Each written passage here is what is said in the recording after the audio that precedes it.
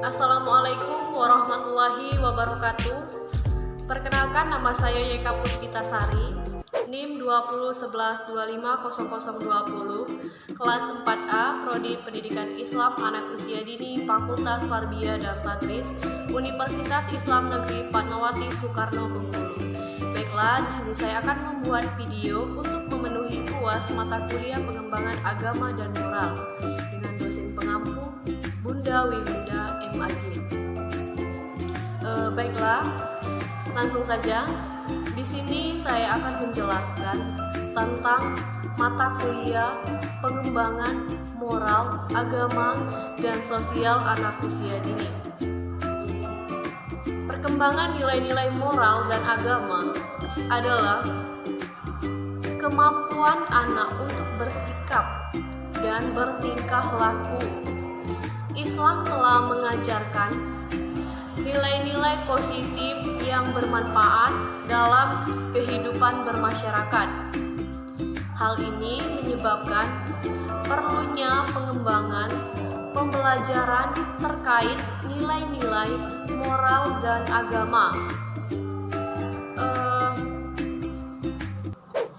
Dalam ajaran Islam telah dijelaskan bagaimana proses pengembangan nilai-nilai agama dan moral pada anak usia dini dapat diterapkan dengan benar. Pengembangan moral agama sangat erat kaitannya dengan budi pekerti, sikap sopan santun, dan kemauan melaksanakan ajaran agama dalam kehidupan sehari-hari. Perkembangan nilai-nilai agama dan moral anak usia dini antara lain yaitu: 1. Anak bersikap imitasi atau imitation, yakni mulai menirukan sikap, cara pandang, serta tingkah laku orang lain. Anak bersikap ineralisasi, yakni anak sudah mulai bergaul dengan lingkungan sosialnya dan mulai terpengaruh dengan keadaan di lingkungan tersebut. Mengapa? Karena anak tersebut introvert dan extrovert, yakni reaksi yang ditunjukkan anak berdasarkan pengalaman. Perkembangan moral terjadi dalam 2 tahapan yang jelas. Yang pertama itu ada tahap yang disebut realis moral atau moralitas oleh pembatasan.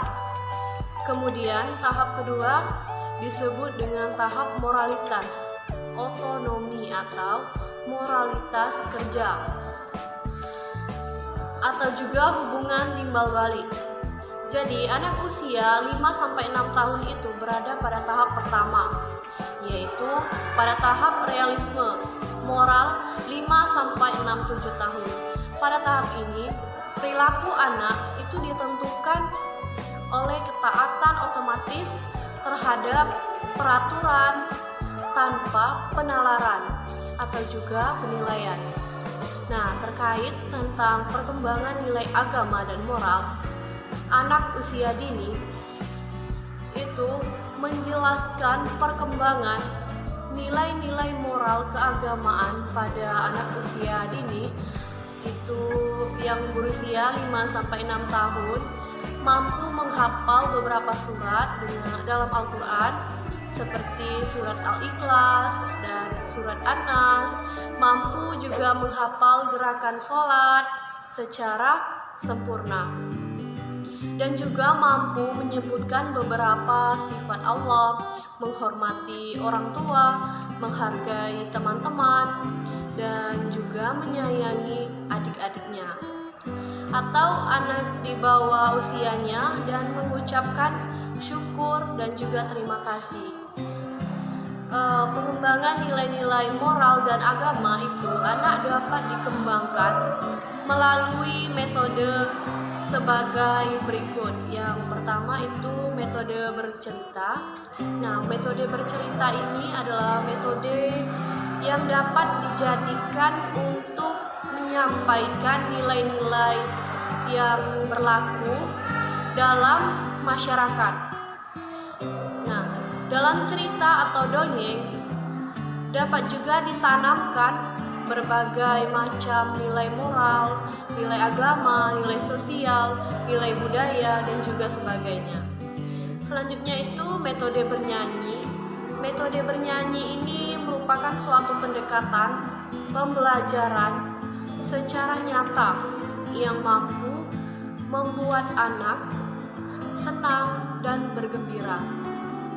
Jadi, anak diarahkan pada situasi dan kondisi psikis untuk membangun jiwa yang bahagia, senang, menikmati keindahan, mengembangkan rasa melalui ungkapan, kata, dan nada. Selanjutnya ada metode bersyair. Jadi pendekatan pembelajaran melalui kegiatan membaca saja itu merupakan salah satu kegiatan yang akan menimbulkan rasa senang, gembira, dan bahagia pada diri anak. Jadi, secara psikologis, anak taman kanak-kanak itu sangat haus dengan dorongan, rasa ingin tahu, ingin mencoba segala sesuatu, dan ingin melakukan sesuatu yang belum pernah dialami atau dilakukannya. Dan selanjutnya ada metode karya wisata. Itu metode ini bertujuan untuk mengembangkan aspek perkembangan anak taman kanak-kanak itu yang sesuai dengan kebutuhannya. Jadi tujuan berkarya di wisata itu perlu dihubungkan dengan tema-tema yang sesuai dengan pengembangan aspek perkembangan anak taman kanak-kanak. Nah, tema yang sesuai itu seperti binatang, pekerjaan, kehidupan, kota, dan desa, pesisir, atau juga bisa pegunungan. Jadi metode itu adalah pembiasaan terkait dengan penamaan moral lebih banyak dilakukan melalui pembiasaan tingkah laku dalam proses pembelajaran. Ini juga dapat dilihat misalnya pada berdoa sebelum dan sesudah belajar, berdoa sebelum makan dan minum, mengucapkan salam kepada guru dan teman-teman, merapikan mainan setelah belajar, dan berbaris sebelum masuk, dan juga sebagainya. Selanjutnya itu metode yang keenam, itu metode bermain. Jadi metode bermain ini ternyata banyak sekali terkandung nilai-nilai moral, diantaranya itu mau mengalah, kerjasama, tolong menolong, budaya antri, dan juga menghormati teman-temannya.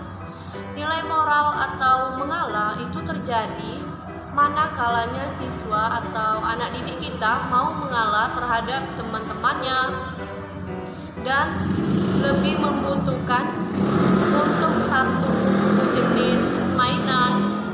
Nah, selanjutnya itu metode output. Itu metode yang merupakan suatu kegiatan yang memungkinkan anak untuk bersatu dengan alam.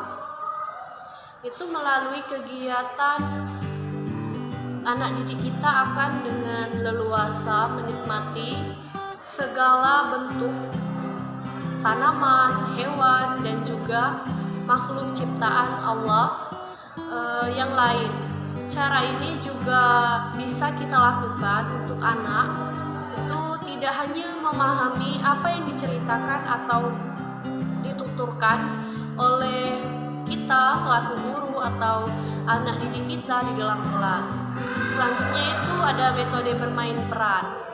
Nah, dalam metode ini merupakan salah satu metode yang digunakan dalam menanamkan nilai-nilai moral kepada anak usia dini.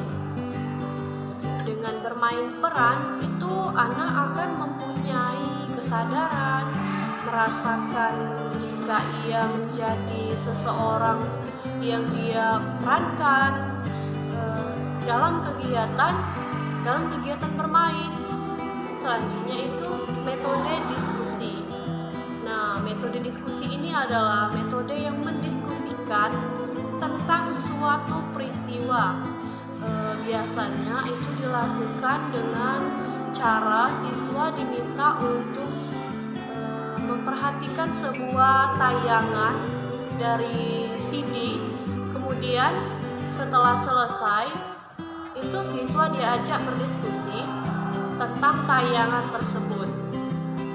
Isi diskusinya itu antara lain, mengapa hal tersebut bisa dilakukan, mengapa anak dikatakan baik, dan juga mengapa harus menyayangi dan juga sebagainya. Selanjutnya itu metode keteladanan.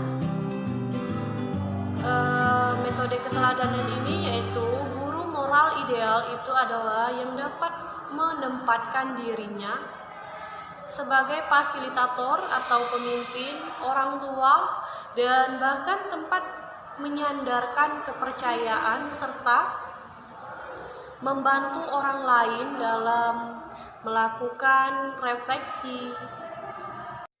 Baiklah, itulah penjelasan materi dari saya. Apabila ada salah, saya mohon maaf.